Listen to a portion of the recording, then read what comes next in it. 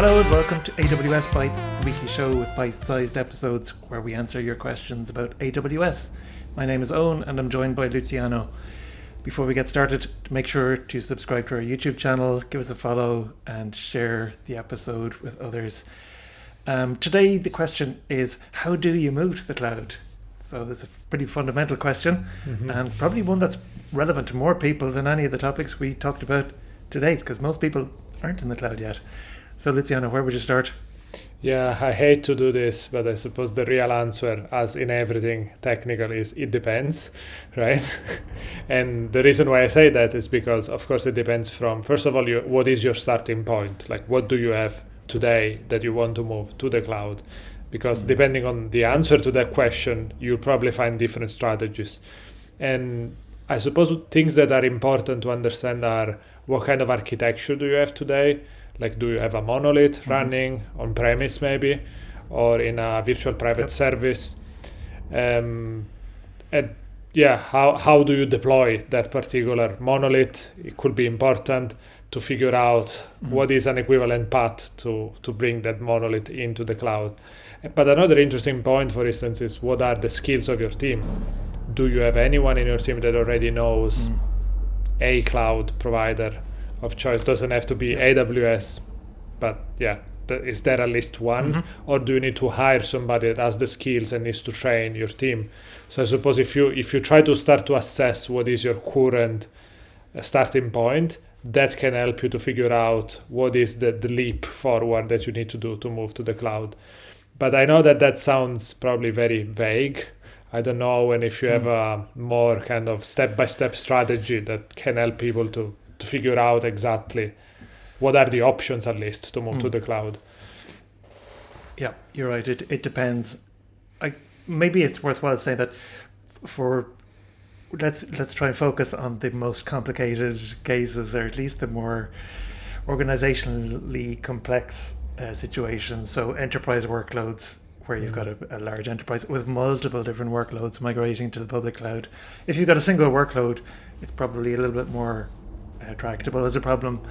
But there was a really good blog post, and it's about 5 years old now, I think, by Stephen Orban on the AWS blog, and it's called 6 Strategies for Migrating Applications to the Cloud.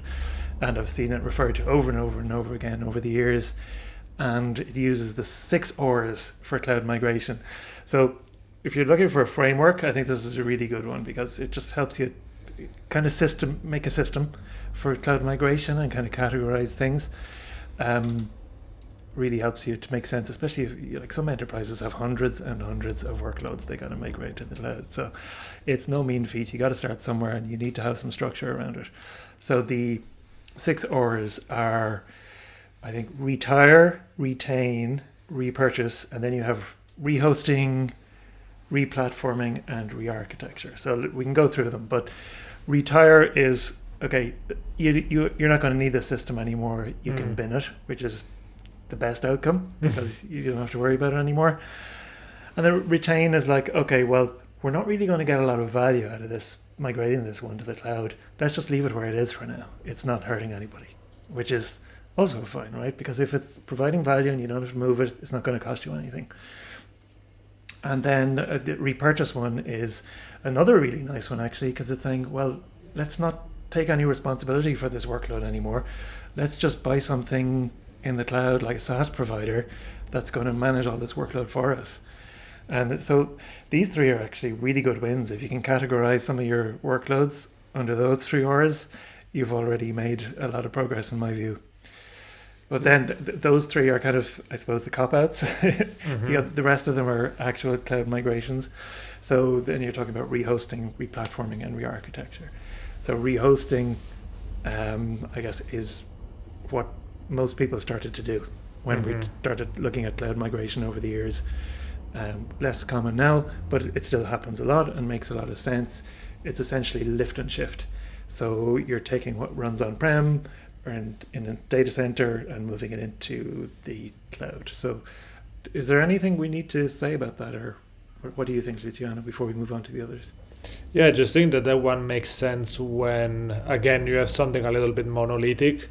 So you have like one instance or a VPS, and you have maybe an image that contains everything you need to run that particular application, like operative systems, all the tools, and so on. If it's like a VMware instance, I think there are many ways to run that directly in AWS. So you don't even need to do any particular work in reconverting that instance into something else. But if you want to be a little bit more native to AWS, you can build an equivalent EC2 image, and then you can just run that application as an EC2 instance. Yeah.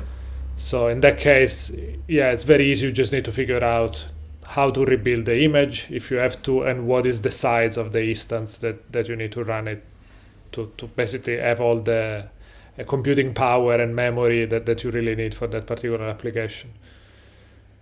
But one that I think it's really interesting are probably the other two, actually, the replatforming and re-architecture, because those are the ones that could generally become like much bigger projects in a company, in a cloud migration, at least strategy. And re-platforming is not necessarily that crazy complicated, but it could be, depending on how you do it. But the idea is that you basically change, I don't know, your database is still the same database, but it runs on RDS, for instance. So you need to change few things, but they are not really changing the structure of the entire application. And I have seen recently a couple of interesting projects that did that, where they moved applications like classic web framework running in one monolithic approach. They moved it to either EC2, multiple instances, or maybe using ECS as a way to run the application as a container. And it was quite interesting because you could see that immediately there is a benefit there, that you realize, okay, I've been running this particular application as one instance and it didn't scale so well. Now that I'm moving it to the cloud and making it a little bit more distributed, I get a lot of features in terms of scalability, even not just scaling up, but also scaling down when things cool off a little bit. And the only caveat I've seen that always bites people off a little bit is make sure that your application is stateless. So in one instance of your application, you are not keeping any state, for instance, I don't know, user session or files in the disk. But you need to use services like, I don't know, Redis for keeping the sessions, which could be an Elasticache in the case of AWS, or maybe use S3 to keep persistent files around, and everything else maybe in RDS or DynamoDB. So that's the only... I guess there's a couple... Yeah, no, Sorry, I was just going to say, I guess there's a couple of other levels. I mean, even if you look at some on-prem systems, you might have like a hardware load balancer or a software load balancer, reverse proxies. There's lots of services that you might be running on-prem, which you could take advantage of a load balancer in EC2 then instead, and you might use DNS for failover, and you might adopt Route 53. So there's a lot of different levels you can go to in terms of replatforming when you move to AWS, and it's just a question of how much work do you want to take on, and how much of an advantage do you want to take of AWS. And how, I guess, because sometimes you could be just moving, it seems simpler to move exactly what you have into AWS, but it still takes work. So is there a lot of value in just moving something that will eventually be replaced? Yeah, exactly. And of course you can do that in multiple steps. Like you don't have to platform everything in one go. Maybe you can do that in few different releases. But with every release, you have a usable application, and you can start to get the benefits of that migration. And the next one is re-architecture. Yeah, it goes back to your question around skills as well, because even if you just lift and shift, it sounds like it's a simple copy paste exercise, but you still have to set up your AWS accounts and your network infrastructure and your VPNs or your direct connect link, maybe a transit gateway, and your IAM roles in SSO, and your VPCs and your IP CIDR blocks. I mean, there's so much at a foundation level you have to put in place, especially for an enterprise, before you migrate your first workload. Really, So lift and shift. There's a lot of work just to get the first step. Absolutely. Yeah, I would say that the next or is re-architecture, which is probably one of the more elaborate, where you are literally redesign and re-architecting the entire workload to be, I suppose, more suitable to what the cloud can offer. And that could be, for instance, I don't know, you start to use serverless, but your starting point was not a serverless application. So you have to reimagine the entire application from a serverless perspective. And probably that, if it's not like a full rewrite of the application, it's definitely a huge amount of work where you will have to rewrite and re-architecture many components. So that's I don't know if I would recommend that, because it's always like longer term, so it's always the riskiest approach, but it's probably the one that will give you more benefits in the long term, because you get a lot more flexibility and you get all the advantages of the cloud. So you are less constrained, I suppose, at the end of that process. But yeah, I would say that this is one to go for if you can already measure the fact that you're constantly firefighting bugs with your existing architecture. So if you move it as it is to AWS, that's not going to change. So if you're prepared to say, okay, let's just invest in refactoring this platform and taking advantage at the same time of pay-per-use serverless managed services using DynamoDB, API Gateway, S3, event-driven architectures with EventBridge, then yeah, I'd say go for it, definitely. If it's going to take away from that firefighting pain you're in now, that's a good strategy. But look, it's not going to happen overnight.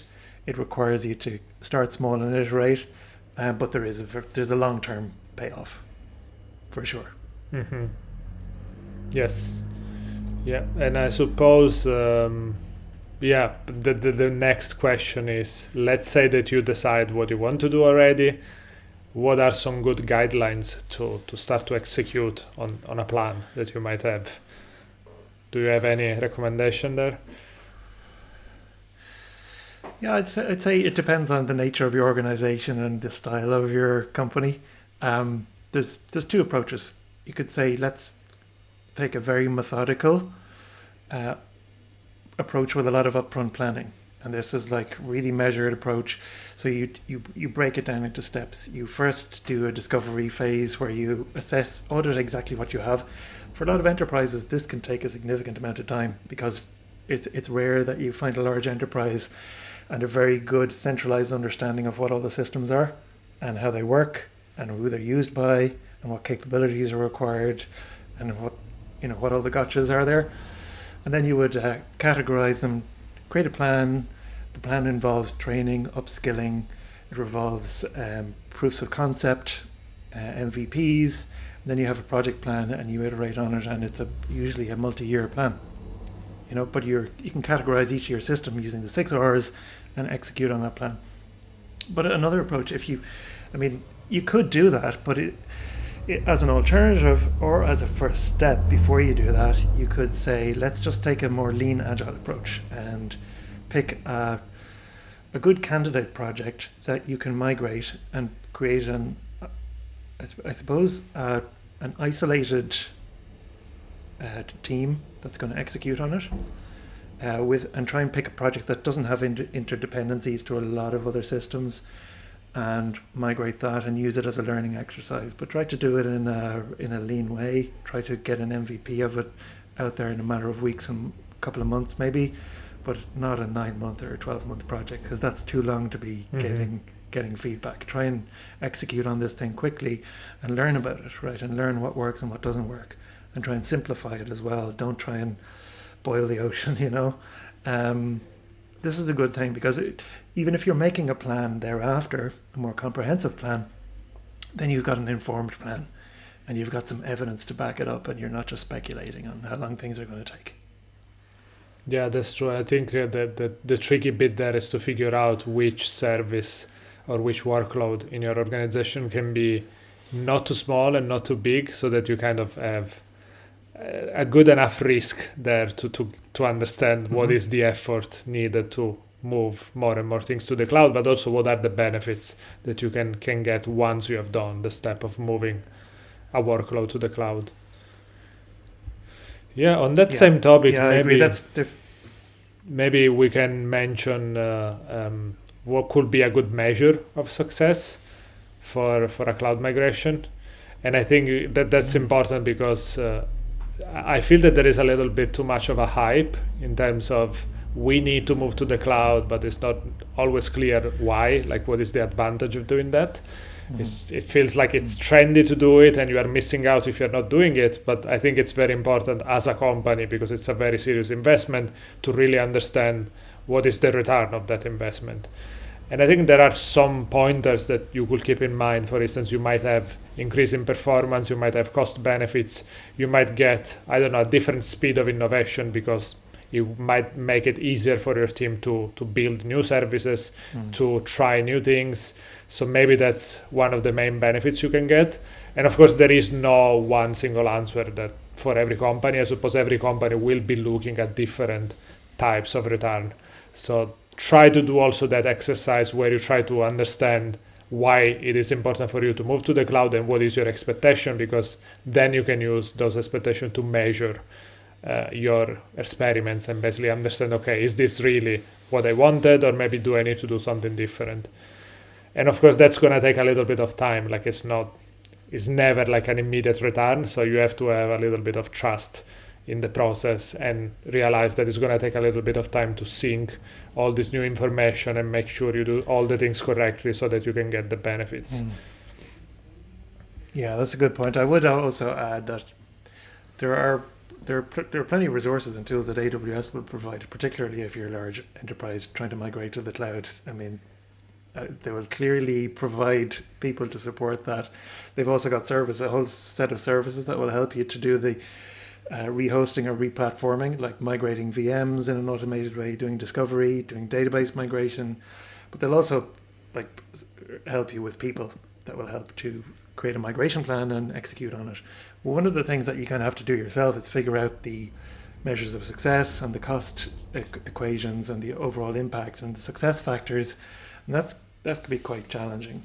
Like if you're looking at it just from a cost point of view, you really need to look at the total cost of ownership and the amount of time your existing teams are spending in, say, firefighting on-prem system, and really strategically think about, okay, if we're going to migrate to the cloud, it's not really just about the different cost model and moving from CapEx to OpEx. You've got what you should really be thinking about is, how can I get out of the business of patching servers and, troubleshooting network hardware, and how can I move to things that are provided by AWS, so then I can free up people to execute more on actual meaningful business capabilities. So it's very hard to measure, but it is worthwhile spending some time kind of actually defining what those measures of success are going to be, and not just focusing on the easy to measure things like just the running cost. Yeah, that makes a lot of sense. So yeah, I mean, I think we've given some decent words of caution there in terms of what to expect. I mean, there are definitely great benefits in moving to the cloud, but it's just not overnight. It's going to take time, I guess, especially if you're a large enterprise. But the benefits, and as well, actually, it's worthwhile mentioning that there's always going to be organizational change challenges. It's not just a technical exercise, of course.